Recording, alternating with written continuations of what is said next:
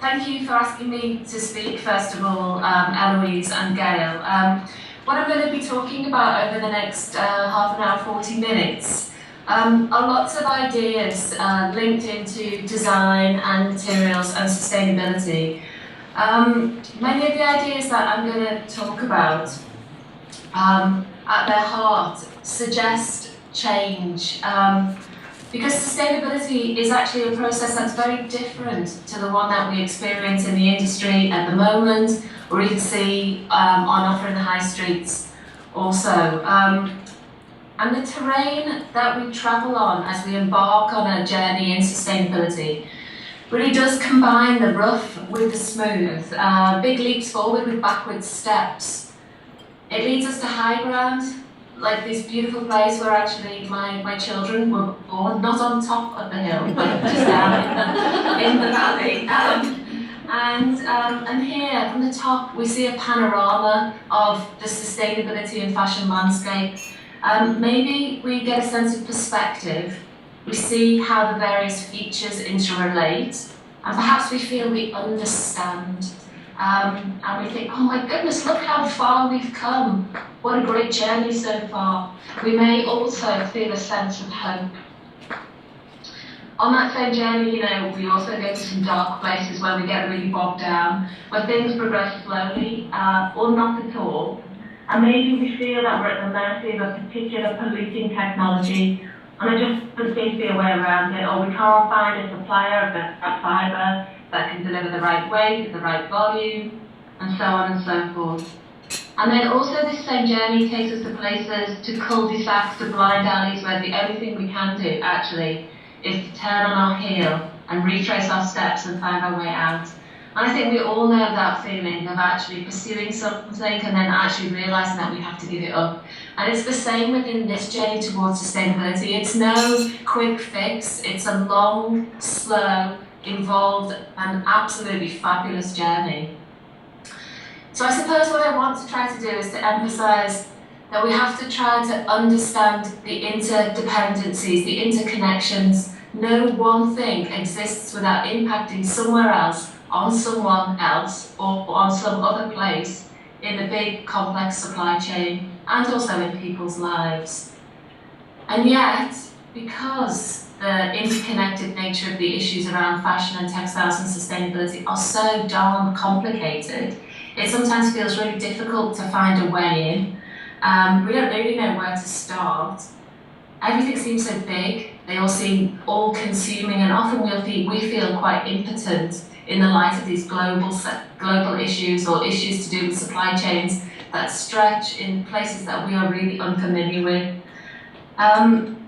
Yet if all we do is just look for these starting points and at the same time begin a bigger, deeper questioning, then actually possibilities for change come up from other places. I want to really reinforce the fact that facts, which I will be giving you lots of to do with materials in a few minutes, facts are really important. But to make the knowledge of them your sole goal is a really big backwards step. Actually, what you also need to do is to become a practitioner of the relevant skills. You need to begin to understand what the key ideas are, and you need to begin to critically appraise and think about all the decisions that you're taking. Kate, sorry to interrupt you. I just want to check we're on the right slide. Fashion and textile industry. Is a complex system. Yes, what I'm saying? Yes, thank you. That's good. Yeah, okay. So, I can't even remember what I was saying now. So I mean, the reality of it is, I'm sure you're all incredibly familiar, is that the fashion and textile industry is a complex system, and the issues to do with sustainability overlaid on that perhaps seem to make things ever more complex. And the challenge, of course, when we're engaging with change and ideas of sustainability is to find ways to change this system. What I want to say to you is that there are many different ways you can do that. There are as many ways in to change the fashion and textile system towards sustainability as there are cakes in the world, which is a very good thing. But perhaps the first way to begin to think about that is to view sustainability as an opportunity. And I know that all of the people in the room today will already be doing this. You won't be seeing it as just a compliance issue anymore. It's not just something that we have to do because the press are hounding us, but actually it's an opportunity to begin to lead and innovate. And I think that this is perhaps the essential first step. And tied up to that, of course, is that we have to begin to develop competencies in this area and knowledge, as well as the all-important interest. And then what we do is we begin to experiment. And this is where you build confidence and you learn to play with the ideas and the potential and really begin to think about what can this mean for me? What can this mean for my business going forward? So the next steps, once you sort of got that first thing about increasing interest, is that you begin to think about the sustainability of the supply chain. So our central challenge, I suppose, is to increase the efficiencies throughout that whole value chain. And we need to develop expertise in understanding impacts, and often this is using a methodology called life cycle assessment. We need to perhaps think about redesigning operations to use less energy, less water, fewer emissions, and so on and so forth. Set aside time and resources to ensure that suppliers know about their operations and your interests and can begin to work together. And of course, you need to start developing sustainable sources of raw materials and components. And what I've been asked today to talk about, amongst other things, but mainly is about alternative materials. And so I'm going to quickly sort of run through some of these today. But before I do, I want to ask you all a key question. And obviously this is sort of rhetorical given that I'm not in the room. But my question to you, when you're thinking about materials, is this one. You need to pose this question to yourself, is to ask yourself, what are my sustainability goals when I'm beginning to select materials? And I think this is essential because actually you begin to realise that depending on your sustainability goals, the sorts of materials that you're interested in vary enormously. One is such that you're interested in better conditions and rights for workers. You want to improve health and safety practices and access to unions maybe, or increase wages. Lots of other things I'm going to run through super quick are ideas like raw material renewability. So for quite a long time now, brands have been really quite focused on the renewability potential of the raw materials they use. And I suppose classifying fibres by renewability is quite quick and easy. It divides them, those based on oil and minerals, which are called non-renewable, and those based on plant and animal elements, which are renewable. And so it's a sort of quick and dirty classification. But I have to say that such simple categorizations often, they reaffirm preconceived notions of what's good and what's bad. And they actually, very rarely, they dig a bit deeper. I think it's a quick and easy way to do it, but it only comes if you begin to also use that knowledge of renewability and the potential for a fibre to regenerate, for a plant, for example, to regenerate quickly in the field and to use that. If actually you begin to also think about that as part of an extended responsibility strategy. I'll come on to that in a minute. Other questions that people ask are, what's my goal here? Is it to reuse resources? And certainly resource reuse is really important. In Europe, we are confronted with growing waste mountains, overflowing landfills, and there really simply isn't any more space to get rid of the waste. And I know in Australia you've got different issues, not necessarily space issues, but certainly waste is a very visible problem, and people are spending a lot of energy and resources trying to reduce the amount of it. But frequently when people think about resource reuse, they think largely as sort of recycling fibres, perhaps into more fibres or into garments, or maybe downcycling them into lower energy uses like mattress filling or something. But there are other forms of reuse, like for example composting, where the waste from textiles can become food for worms and is biodegraded in a composting scheme. For those of you who are familiar with some of the ideas of cradle to cradle, they talk a lot about trying to close a loop and a nutrient cycle by composting. Now, there are other goals that are possible and important, things like reducing chemicals use. And everybody knows that the effects of chemicals on people and environment are incredibly destructive. I think the modern environmental movement 40, 50 years ago was started by largely by one woman, Rachel Carson, who was exploring the use of DDT, a chemical. And since then, I suppose chemicals have held a really important place within our understanding of toxicity and key environmental impacts. And certainly for fibres, perhaps most notably cotton, chemicals use is enormous. I think it's about $2 billion US worth of chemicals are applied to the world's cotton crop every year. It's a vast amount of money, a vast amount of chemicals, and also a vast amount of impact on ecosystems and the workers themselves. There are, of course, lots of different ways that you can reduce chemicals use in cotton growing, and perhaps the most obvious one is, of course, organic, but we'll go on to talk about that later as well.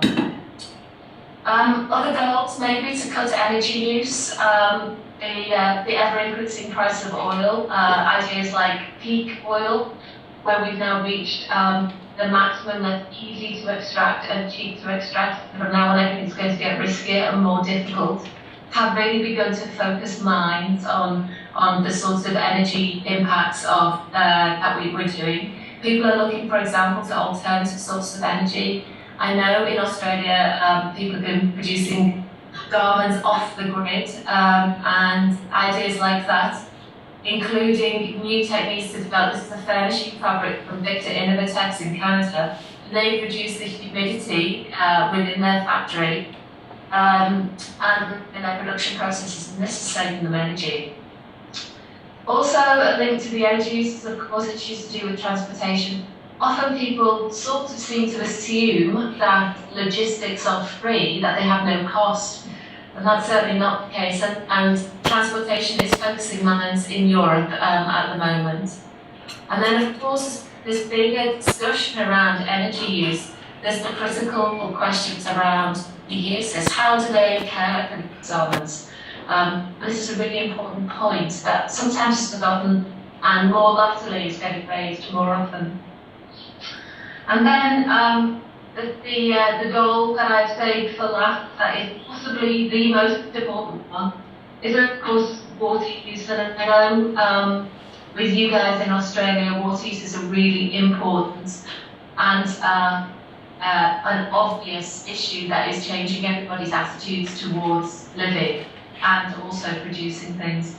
And certainly when we begin to think about what, for example, the UNEP, the United Nations Environment Programme, talk about water, is their prediction is that over the next 20 years, we're going to be using 40% more water than ever before, even though the volume of water obviously is fixed globally. And at the same time as we're increasing this demand for water, we actually face the prospect of a reduced supply of this clean water because of growing levels of pollution. And so, of course, water is going to be not only the big global geopolitical issue of the next 50 years, it's going to impact massively on the textile and fashion industry. Because at the moment, the Industrial Revolution happened pretty much in the village where I live, in the north of England. And I can tell you that water is plentiful here. We have pretty much floods the whole time. And when it was invented in a place where resources seem almost free, the incentive isn't to make them efficient. And so going forward, I think the global map of fibre production will begin to change as things like water and energy use become ever more significant issues.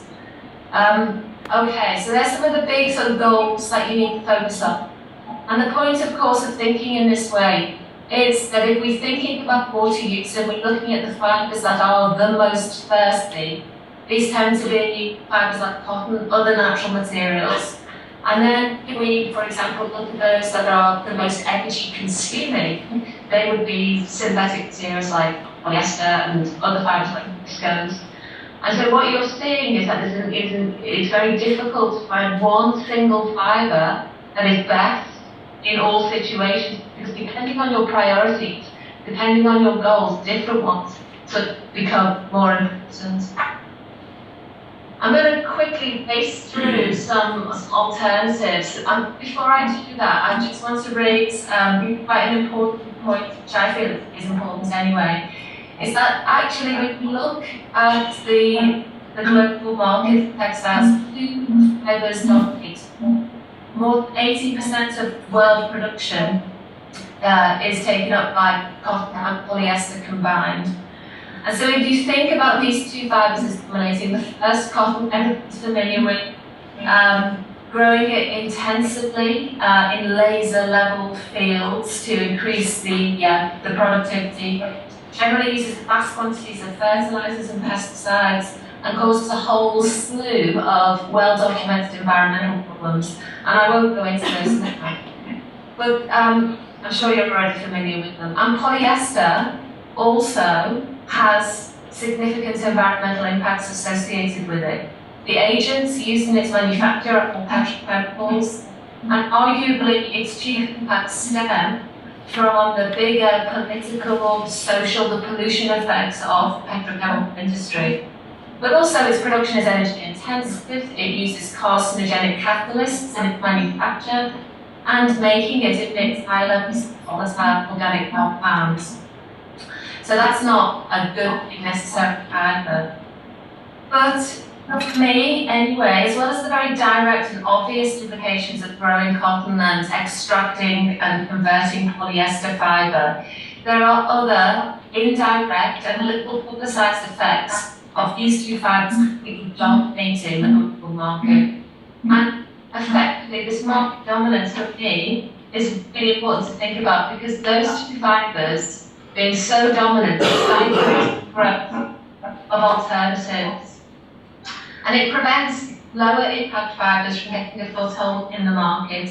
And it tends to give the consumer little choice, and it concentrates also ecological risk, effectively put all the eggs in one basket. And we concentrate risk, for example, in the case of cotton, in the fields and for workers, and in the case of oil, used for polyester, we're at the mercy of steadily rising or falling, depending on where things are at the moment, oil prices. And of course, because polyester fibres don't biodegrade, disposing of puts ever increasing pressure on quantity of overflowing landfill sites. Kate, sorry to interrupt you. We've just got a bit of interference, and I'm just wondering what we're about to do. We're going to call her back? Now, what we need to do is we need to mute the mic on this side, because it's feeding back to her. Right. Can you just bear with us for 1 minute, Kate? Sorry.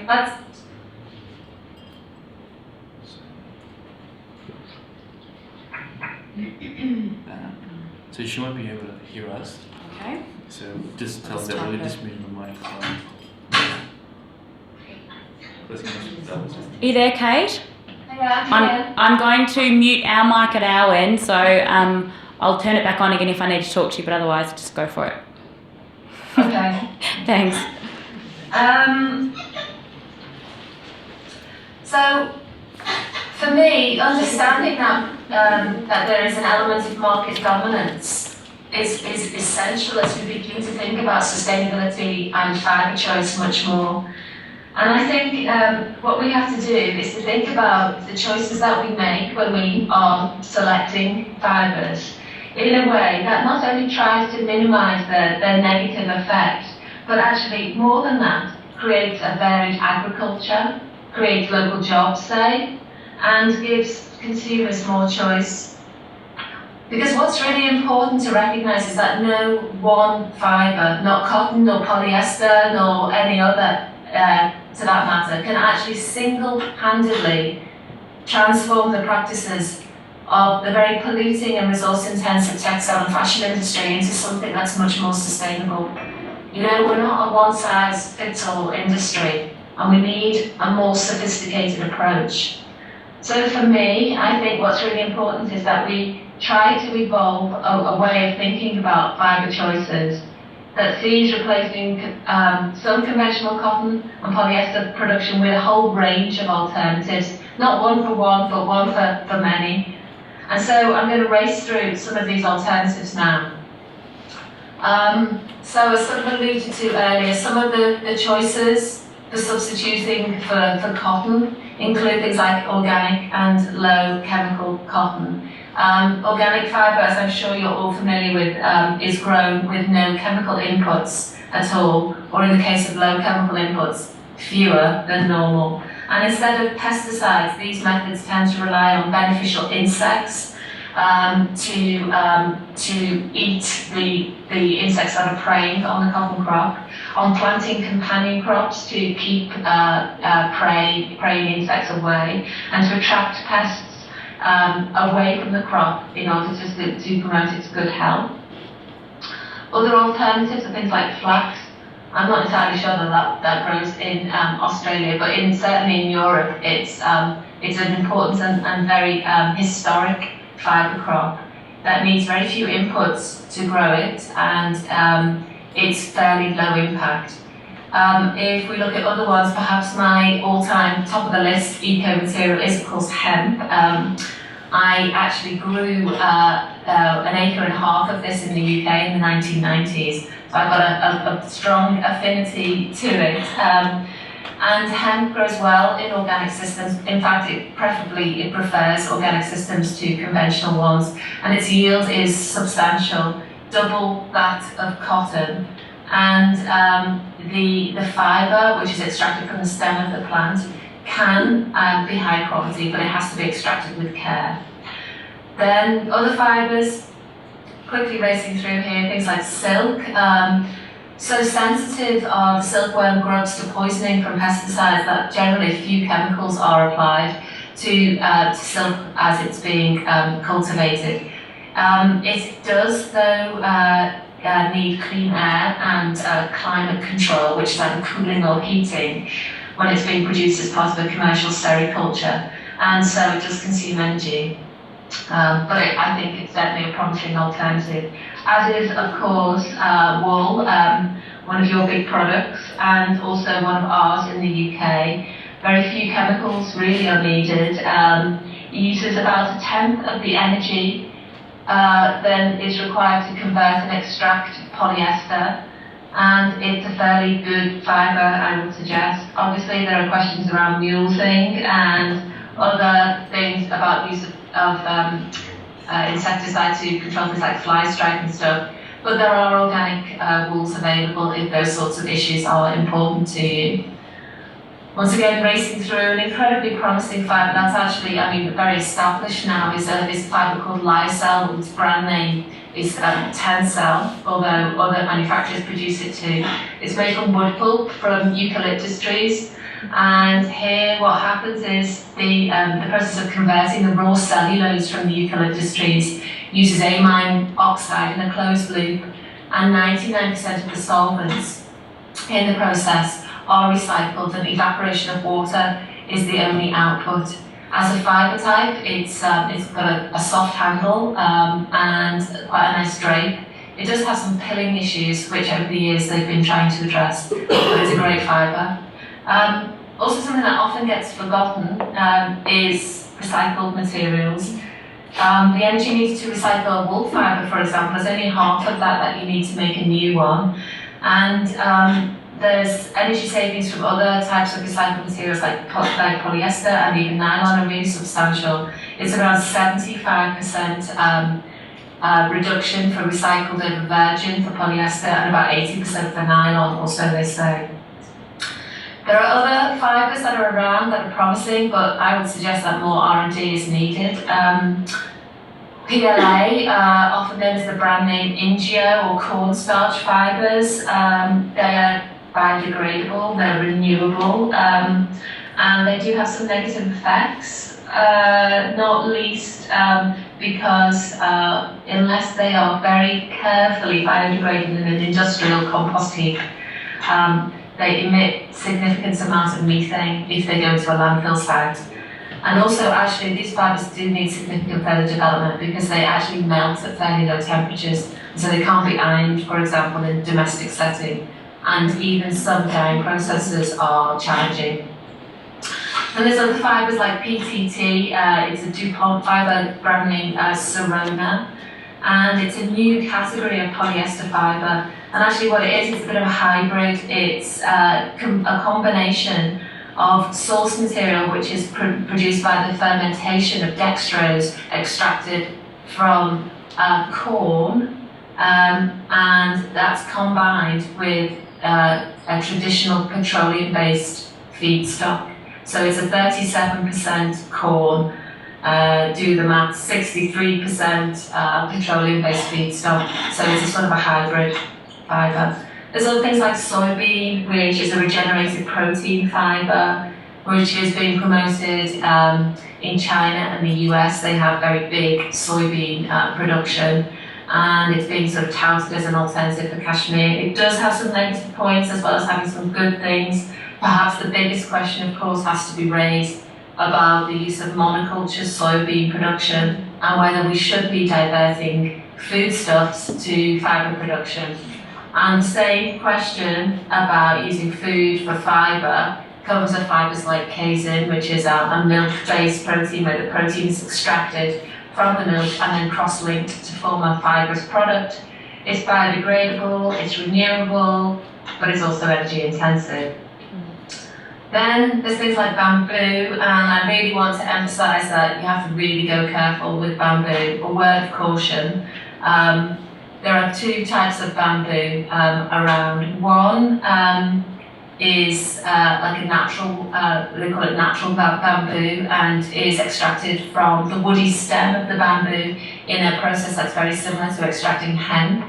But that's about 0.1% of the global market. The rest of the global market is viscose, where bamboo is a source material that's substituted for beech, which is the normal source of cellulose in the viscose process, and it's just put into the viscose process. And generally, the viscose process is quite high impact. So often bamboo is not a good choice naturally. Another part of this sort of journey into looking at fibres is that we actually need to begin to take some brave decisions and begin to deselect the fibres that actually shouldn't be around anymore. And maybe this is a bit, provocative, but I'm going to suggest some that I think maybe don't really need to be part of our conversation anymore, and perhaps we begin to deselect them. So things like acrylic, high water and energy consuming, a non-renewable feedstock, very, very significant emissions to air, VOCs, and a high, although I have to say that there's quite a high recovery of the solvents used in its production. Questions around virgin nylon. Recycled nylon is available. It saves lots of energy. Perhaps there's a question about using recycled nylon instead in place of virgin.